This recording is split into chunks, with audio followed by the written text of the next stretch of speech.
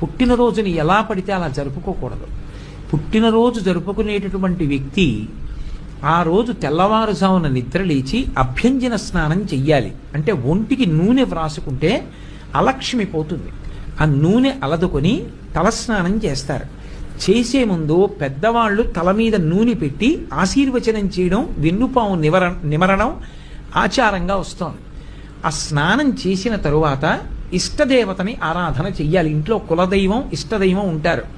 ఆ కులదైవాన్ని ఇష్టదైవాన్ని ఆరాధన చెయ్యాలి.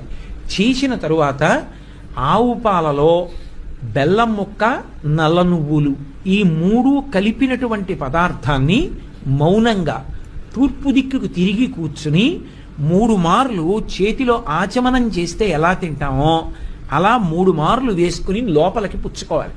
3 మార్లే.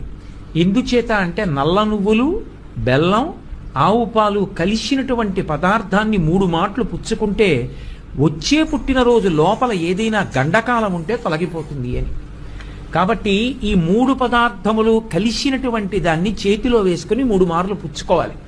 పుచ్చుకున్న తర్వాత 7 చిరంజీవులు ఉంటారు. అశ్వత్థామ, బలి, వ్యాసుడు, హనుమంతుడు, విభీషణుడు, కృపాచార్యుడు, పరశురాముడు. వీళ్ళ 7 కూడా